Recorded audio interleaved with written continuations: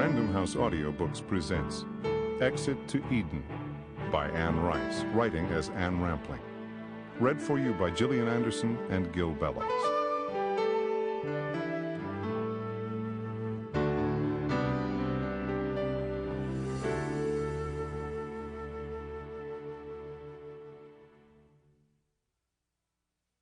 Exit to Eden.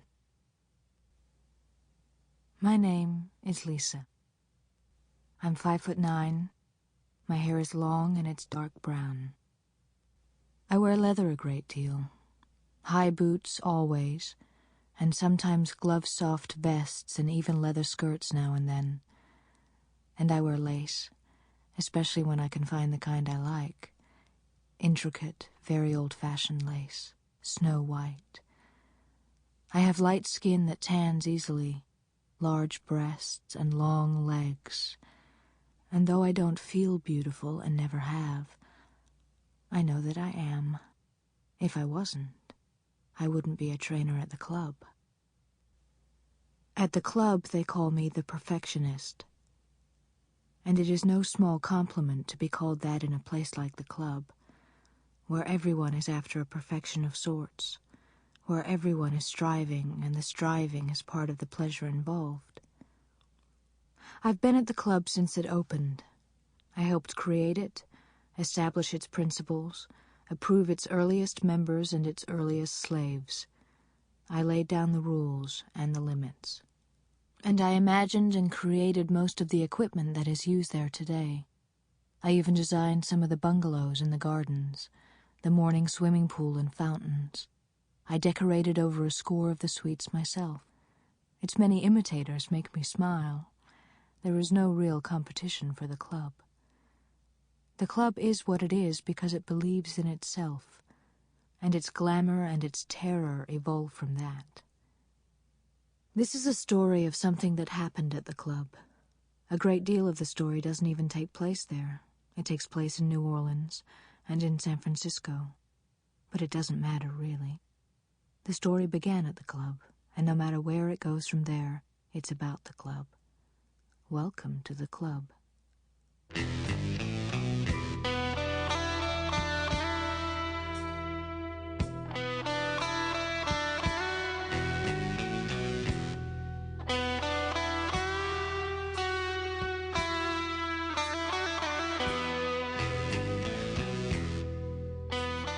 We were waiting for landing clearance.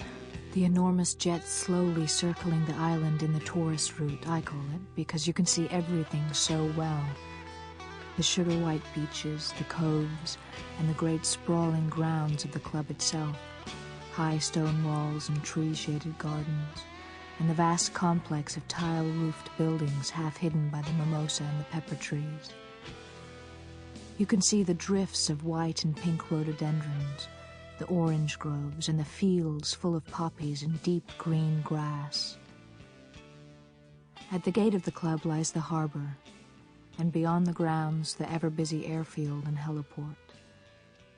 Everyone was coming in for the new season. There were a score of private planes winking silver in the sun, and a half-dozen snow-white yachts anchored in the blaze of blue-green water offshore. The Elysium was already in the harbor. A toy ship, it seemed, frozen in a sea of light.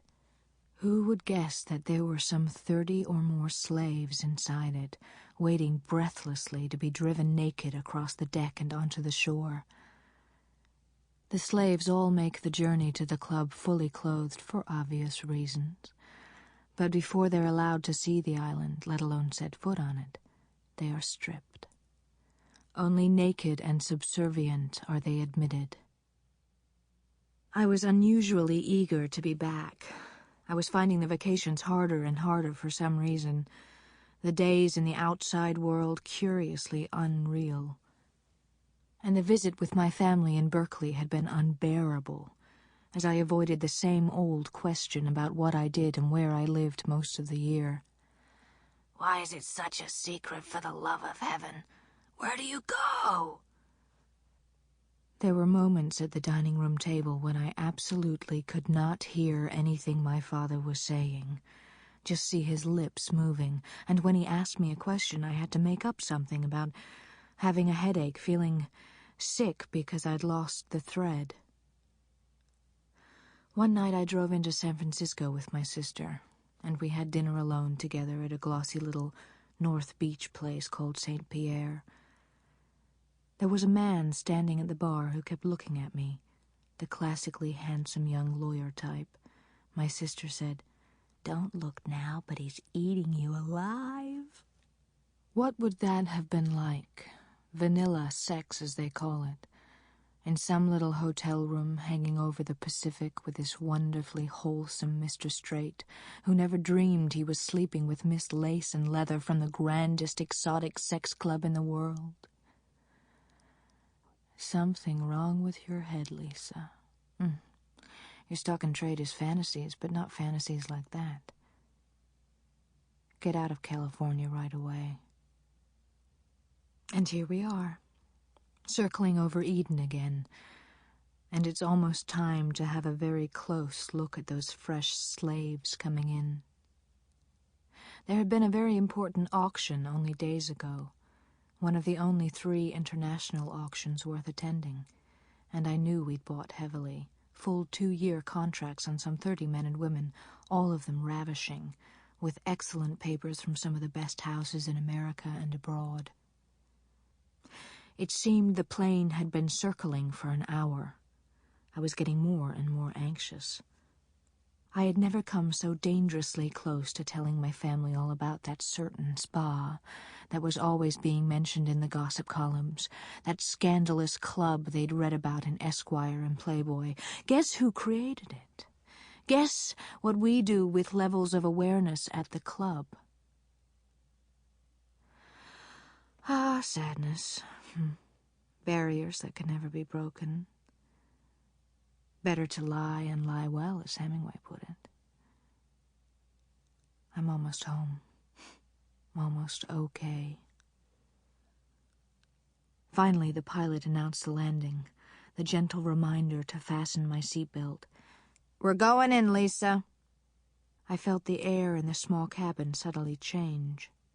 I shut my eyes, imagining for a moment some 30 perfect slaves, that it would be difficult for once to make my choice. Give me one really unusual slave, I was thinking. One true challenge, something really interesting.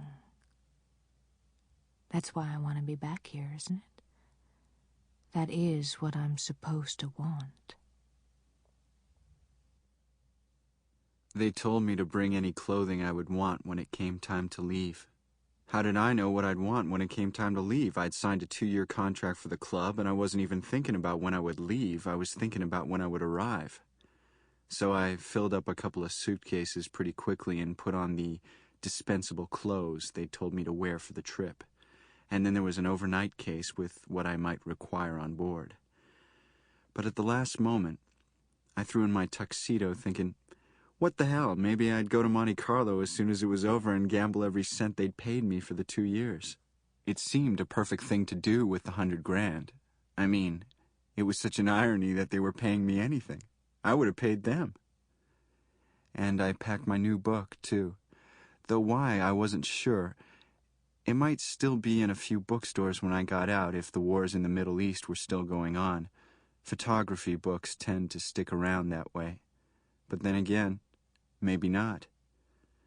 I just had this idea that I should look at it as soon as I left the club, maybe even page through it on the plane out. It might be really important to remind myself of what I'd been before I went in. But what were the odds that I'd still think I was a pretty good photographer by then? Maybe in 2 years it would all look like trash. As for El Salvador, the book that didn't get done, the book I was leaving undone. Well, it was too late now. All I cared about on that score was shaking this eerie sense that I ought to be dead. Just because some asshole had almost seen to it, this feeling it was some kind of special miracle that I was living and breathing and walking around. Sample complete. Ready to continue?